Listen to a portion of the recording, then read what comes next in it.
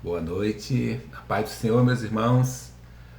Glória a Deus por esse momento aqui, essa live, para estudarmos o Antigo Testamento, meditando nele, aprendendo algumas coisas a respeito do Antigo Testamento.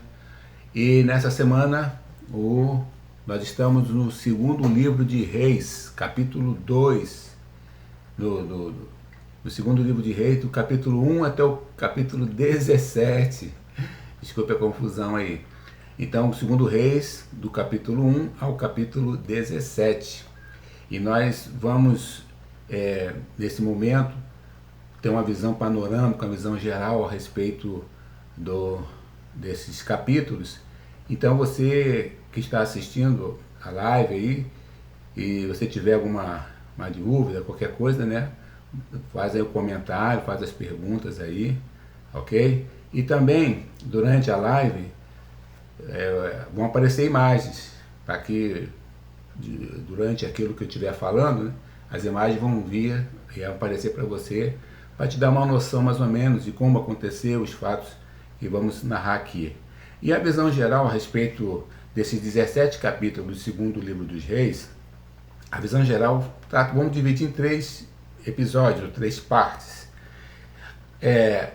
Ele trata logo no início do ministério, né, de Eliseu, que foi o sucessor de Elias. Ele trata também do juízo de Deus na família de Acabe, está dentro do livro aí, do segundo livro de Reis. E também o exílio do reino do norte, né, Israel, né, que foi sitiado, foi tomado aí pelos assírios. Então, em resumo, né, Deus revela a sua justiça perfeita, e tanto diante da infidelidade do povo, como diante da obediência daqueles que foram fiéis.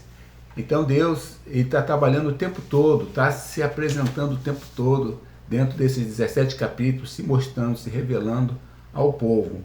E aí nós vamos começar então no primeiro capítulo, que é um julgamento do Senhor que acontece ali com Acasias. Acasias era o filho de Acabe, que foi um péssimo rei para o povo de Israel. Ele realmente levou o povo a se desviar de Deus, né? E aí então a sua prole, o seu filho, né, dando continuidade ao seu reino, seguiu o mesmo exemplo do seu pai, né? E aqui diz que Acasias ele sofreu um acidente. Ele caiu lá do seu quarto, né? Ele caiu e se machucou. E o que acontece? Naquele momento ali, né, havia profeta em Israel, e era o final do ministério de Elias ainda. E ele, em vez de consultar o profeta, procurar em ele uma resposta de Deus para a sua vida, era onde ele deveria procurar em Deus a resposta. E ele então procura então em outro Deus. Então, na verdade, ali foi uma situação em que um desprezo total a Deus, desprezou Deus, que poderia ter uma resposta favorável, uma bênção para a vida dele, e foi procurar em outro Deus a resposta. Então Elias ele entra em cena aí, interrompe essa situação e fala para eles: acaso não há profeta aqui para vocês consultarem a Deus? Porque o profeta representava Deus aqui na terra, né? Era um representante de Deus na terra, era a boca do Senhor nessa terra para falar aquelas pessoas. E aí então ele dá uma sentença, e é a sentença de morte: você vai morrer. E foi o que aconteceu com ele, acabou morrendo, né, por não confiar no Senhor, não esperar no Senhor. Então, mas antes disso, né, ele tentou ainda enviar alguns de seus soldados, com um capitão e seus 50 soldados, para poder matar Elias. Tanta raiva que ele ficou, né, daquela situação, da palavra que ele tinha dado, mas só que Deus protegeu Elias. E aí você vai ver, você vai ler aí, né? Eu gostaria que eu gostaria de criar uns suspenses aqui para quem ainda não leu, a respeito, para ler o livro. E quando você lê, então você vai ver as nuances aqui da situação que aconteceu com aqueles homens que tentaram matar Elias. Amém?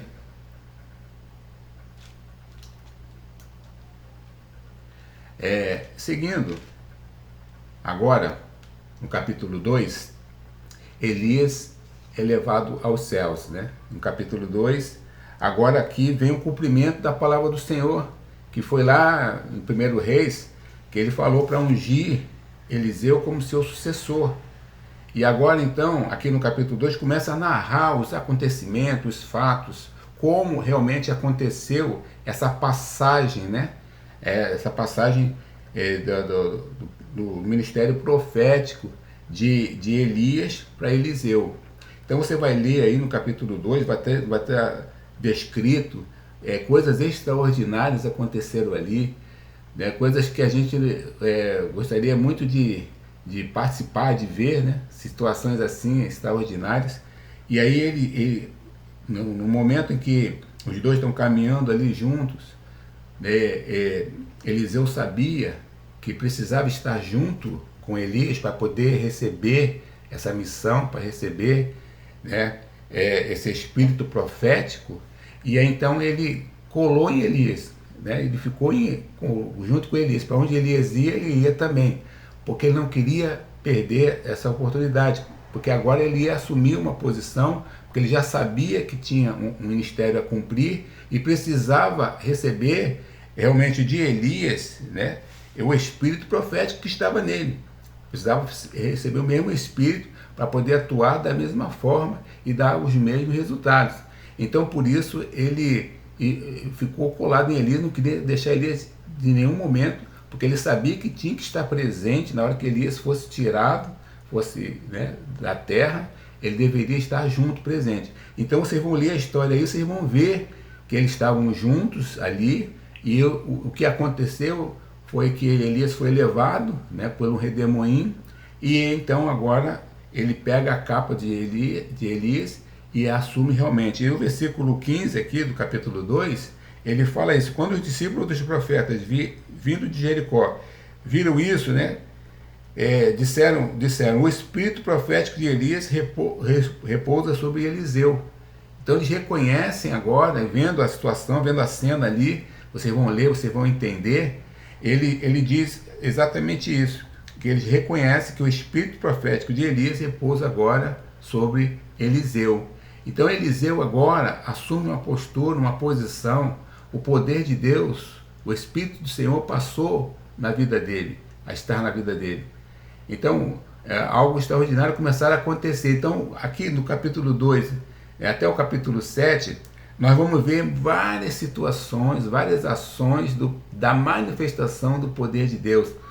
Assim como a gente vê no Novo Testamento também muitas situações em que Jesus operou vários milagres, a gente vê aqui Deus usando um homem, usando uma pessoa para muitas coisas acontecerem. E aí você vai lendo aí, você vai abrir sua Bíblia, você vai procurando, você vai ver, né, os títulos que são colocados, né, a purificação da água, né, que ele opera um milagre ali, né, o milagre do azeite, a ressurreição do filho da sunamita, né? Depois a morte na panela, a morte na panela, né? Que vai ser isso? O que é isso? O que aconteceu ali? O que ele fez para tirar essa morte da panela, né? Se você ainda não leu, você leia, é interessante. Nós não queremos no pormenor, mas fazer com que você pense, busque, realmente faça essa leitura e busque realmente ver o que aconteceu ali, meditar no que aconteceu e ver como o poder de Deus age extraordinariamente. O milagre dos pães, né, seguindo aí, e no capítulo 5 fala da cura da lepra de Naamã, né? Então os irmãos já conhecem essa história, mas os detalhes da história, né? Você começa a ler o texto devagarzinho, meditando, você vai aprendendo muitas coisas importantes. E Naamã, ele recebeu a palavra, né, do profeta, uma palavra simples, algo simples para ele fazer, mas ele se tornou resistente, né? Por vários motivos, aqui não vamos entrar nos pormenores, mas ele resistiu a essa palavra de tomar um banho no rio, né? Vamos dizer assim, que era o que ele tinha que fazer. Mas aí no momento ele recebeu um conselho de alguém, então ele obedeceu a palavra. Então o impacto importante aqui é obedecer a palavra, né? Nós temos recebido muitas ministrações, palavras têm sido dadas, nós precisamos obedecer às palavras dos profetas, dos homens de Deus que têm pregado a palavra para nós. Aqui está um exemplo, que quando ele obedeceu a palavra, a bênção chegou na vida dele, amém, meu irmão? É assim que tem sido, no meio da igreja, no meio do povo de Deus. Quando a gente obedece, realmente, aquilo que o profeta está falando, a bênção de Deus chega até nós, amém? E aí depois Eliseu vai flutuar o ferro, né? O machado, né? E aí, é uma coisa extraordinária isso, né? O ferro flutuar, né? Imagina só isso, uma situação dessa, né? E depois ele fere o exército inteiro, né? De cegueira. Coisa extraordinária aí também nesse texto, nesse episódio, nessa fase aí, do poder de Deus sendo manifesto, que a gente tira aí, né? Que a gente aprende, sempre comenta, sempre fala, que a gente fala assim, o maior que está conosco do que aquele que está no mundo. E justamente aconteceu aqui, porque aquele que acompanhava ele, né, aquele que estava junto dele, né, Geazi, ele não via, porque ele só via o exército que vinha contra ele, mas ele não via o exército de Deus. Então quando Eliseu fala para o Senhor, né, o Senhor abre os olhos desse jovem, né, para que ele veja. E aí ele viu então abriu os olhos do rapaz, que olhou e viu as colinas cheias de cavalos e carros de fogo ao redor de Eliseu. Então Eliseu estava tranquilo, estava em paz, porque ele sabia, ele cria em Deus, ele tinha fé no Senhor, no cuidado do Senhor, na proteção do Senhor. Então ele estava tranquilo porque ele estava vendo o poder de Deus já se manifestando ali. Mas ele precisava, o jovem precisava ver, então ele pede para ver. E aí então sai essa palavra que a gente usa até hoje, né? E que é uma verdade, né? Que aquele que está conosco é muito maior do que aquele que está no mundo, né? Amém? Glória a Deus por isso. Depois, aí termina aí, né? Até o capítulo 7, porque ele tem aqui uma situação de fome, situação de fome, né? Então o povo estava sofrendo muito com a fome, é algo terrível que estava acontecendo ali. E aí então aqui Eliseu dá uma palavra profética, uma palavra vinda, carregada do poder de Deus, para que eles pudessem ouvir com atenção, porque ele fala, ouçam a palavra do Senhor no capítulo 7, versículo 1, né? Ouçam a palavra do Senhor, amanhã por vossa voz a situação vai mudar. Vamos traduzir aqui, né, o que está escrito aqui, vamos traduzir para que você possa entender, né? Amanhã por essas horas a situação vai mudar, né? A situação vai mudar. Então, quando ele deu a palavra profética, o céu se moveu para que aquilo acontecesse. A ação de Deus começou aí. O poder de Deus começou a se manifestar para aquela situação ser mudada, né? E aí, até um oficial, um capitão, ele chega e fala, será que, ainda que o Senhor abrisse as comportas dos céus, será que isso poderia acontecer? Então ele levantou dúvidas ali a respeito da palavra do profeta. E aí então ele fala, o Eliseu fala para ele, você vai ver, mas não vai desfrutar. Então, muitas vezes a gente vê essas situações assim, quando alguém crê, desfruta daquilo que Deus está dizendo que vai acontecer. Quem não crê não desfruta. Então é importante ter o coração aberto para as verdades de Deus, para as palavras de Deus, para aquilo que está escrito na palavra de Deus, né? Não fechar o coração, abrir o coração. Nós não estamos pregando aqui, mas apenas abrindo seus olhos para entender como é que Deus age, como é que o poder de Deus se manifesta, e como agiu aqui, né? É bem antigo, lá muitos anos atrás, muitos milênios atrás, e ele age hoje do mesmo jeito.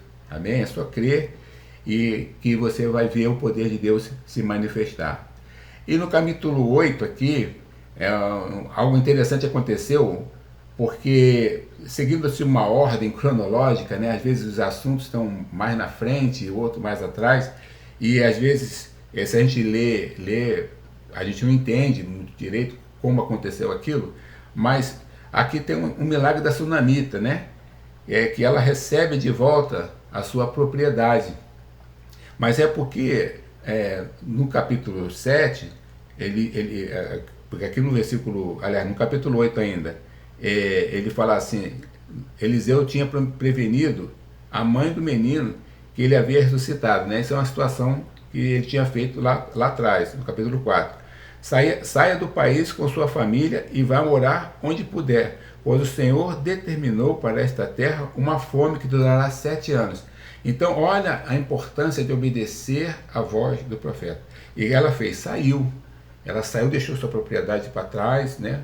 Foi e morar em outra terra. Mas aí, nesse exato momento, ela volta. Ela está voltando, porque o tempo de fome tinha passado. O período que Eliseu tinha dito que seria um período de fome já tinha passado. E então ela volta. E aí o interessante é que naquele momento alguém está conversando e contando desse assunto para o rei. E aí nessa conversa ele fala, e essa mulher, ela chega na hora certa, chegou no momento certo. Olha a bênção de Deus, interessante. Então ela chega e o Geazi fala, esta é a mulher, rei meu senhor, este é o filho dela, a quem Elias tinha ressuscitado. O rei pediu que ela contasse o ocorrido e ela confirmou os fatos. Isso é no versículo 6.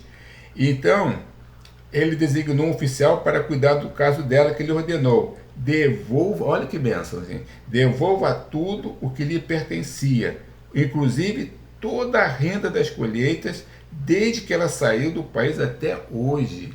Olha só, que maravilha que foi a bênção de obedecer a palavra do profeta, a palavra de Deus, né? Que maravilha, né? Então, olha como é bom ser obediente à voz de Deus, né? E é mais um milagre, né, na conta de Eliseu aí, né? Mais uma ação de Deus no poder que estava sobre Elias, era o poder de Deus que se manifestava, né? Elias era só um instrumento, glória a Deus por isso, né? E ela recebe de volta então a sua propriedade e tudo. E agora chega um momento que a gente pode dizer assim, que um momento difícil, assim, né, que dentro dessa história aqui, dentro desses tantos milagres, dentro do poder de Deus se manifestando na vida das pessoas aqui, restituindo vida, né, restituindo bênçãos materiais ali, propriedades, tudo. Agora vem um caso aqui onde Jeú é consagrado rei de Israel, no capítulo 9. Isso aí, lá no capítulo 19, já fala, né, que Deus ungiu, ele falou para Elias fazer isso. Antes dele subir, dele ser assunto aos céus ali, de ser arrebatado, ele tinha que ungir Jeú rei. Só que essa missão ficou para Eliseu cumprir. Então, Eliseu cumpriu, e é que começa, né, esse momento aqui onde Jeú é ungido rei. E aí Jeú, ele foi um instrumento de juízo de Deus, ele foi um instrumento para executar o juízo de Deus. Porque Deus, aqui, depois a gente vai ver aqui no capítulo 10, Deus, ele executa o juízo sobre a família de Acabe. Acabe foi um homem que a gente viu logo no início falando a respeito disso, que levou o povo à idolatria, né? Desviou o povo da adoração do culto a Deus. Então Deus havia dito que ele iria acabar com a família, com todo mundo, ia dar fim à existência da família, para que não houvesse registros, né, de genealogia nos livros onde eram escritos, né? Ele ia dar fim a essa família. E foi o que ele fez. E aqui no capítulo 10, né, houve a morte de Jezabel, a morte dos seus filhos, 70 filhos, né, de Acabe com Jezabel, e morrem os ministros de Baal. Também foi uma sentença duríssima. E esse Jeú, ele foi o instrumento que Deus utilizou para que isso acontecesse. Então, irmãos, que coisa interessante, né, o juízo de Deus aqui. Então, vocês vão ler, vocês vão ver como as coisas que foram ditas lá atrás agora se cumpriram exatamente como Deus havia ordenado, como Deus direcionou para acontecer. Então é importante, quando a gente lê esses capítulos, e ver como é que Deus age, como é que Deus é justo, como é que Deus é poderoso, né? E aí a gente vê isso aí No capítulo 10 aí todinho você vai ver isso. E do capítulo 11 até o capítulo 16, aí segue a história aí, né? A história sobre os reis de Israel, né? O reino do norte e sul, misturado, né? Reino norte e reino do sul. E vai até o capítulo 17, falando a respeito disso. E o que acontece aqui, irmão, se a gente for ler, for ver, vocês vão ver aí, que logo no início, quando fala dos reis, ele fala assim, os reis faziam o que o Senhor reprova. E outros, quando começavam a fazer alguma coisa boa, né, reis que faziam o que o Senhor aprova, mas logo a gente via não de todo o coração. Não era uma obra completa, era algo pela metade. Deus não se agrada de coisas pela metade, meus irmãos. Deus quer um coração completo, Deus quer uma entrega total, uma entrega completa. Então, não dava resultado, não dava bons resultados naqueles reinados. Uns reinaram mais, outros reinaram menos, mas aí, na verdade, né, quem fazia o que o Senhor reprova só tinha maus resultados, e o povo sofria por causa disso. Então, a importância de se obedecer à voz de Deus, de se obedecer à palavra de Deus, né, irmãos? Então, olhando para esses textos aqui, vendo os resultados, porque a Bíblia apresenta os resultados daqueles que obedecem e daqueles que não obedecem.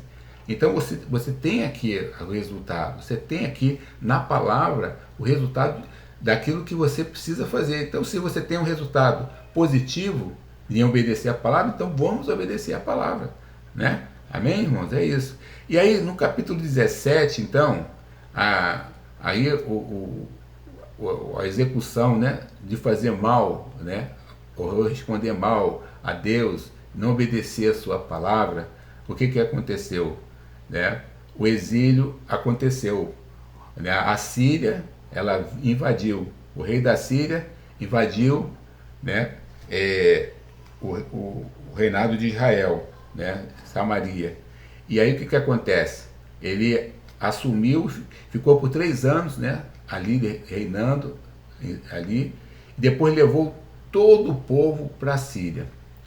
Ou seja, o povo, lá no passado, nós vimos lá, né, no início lá das nossas leituras do Antigo Testamento, como é que o povo, né, tinha a promessa de Deus dessas terras. Deus ia dar as terras, deu as terras, levantou Josué, que lutou, que venceu as guerras, venceu os reinados, tomou posse da terra. Agora o povo estava ali tomando posse da terra, dentro da terra, e agora vem o juízo de Deus por causa da desobediência. E aí então esse povo que tinha posse da terra é tirado da sua terra. Meus irmãos, que coisa triste. Depois de Deus abençoar, depois de Deus dar a eles uma condição de vida melhor, terra que manda leite e mel, e todo mundo tinha olho nas terras ali de Israel, justamente porque elas eram terras boas. E aí então, o que acontece? Ele é tirado, como consequência da desobediência, eles são deportados para outro país, para outra terra, né? E aí então ficam exilados em outro lugar, na Síria. Então, irmãos, esse é um desfecho aqui do capítulo 17. Eu sei que mais na frente vai haver outro desfecho. Deus vai agir em favor do seu povo. Então, o que a gente vê aqui nesse capítulo, né, em resumo ainda, continuando ainda, resumindo aquilo, ou concluindo o que a gente vê nesses capítulos aqui, algo muito importante para nossas vidas. Aqui a gente está falando desse livro aqui, nós estamos lendo o Antigo Testamento. Então, quando você lê o Antigo Testamento, sempre tenha a visão, né, do novo, daquilo que Deus está fazendo em nossas vidas, daquilo que Deus quer fazer em nossas vidas, né? Então, quando a gente olha para cá, a obediência leva a um castigo, e a obediência leva à bênção. Então, é isso que deve ficar no meu coração, no seu coração, ao ler o segundo livro de Reis, de 1 a 17, de procurar obedecer a Deus, procurar obedecer os seus ensinamentos, procurar obedecer o que a palavra nos ensina, aquilo que Deus manda fazer, vamos fazer, porque a bênção de Deus vai vir sobre nós. Amém, meus irmãos? Então, espero poder ter contribuído com você, dando um leve uma leve orientação aqui, bem por cima, né, uma pincelada bem por cima, do que você vai encontrar nesses 17 capítulos de Segundo Reis. Então, para você, meu irmão, para você, minha irmã, uma boa leitura, que Deus nos abençoe. Amém? Fiquem na paz.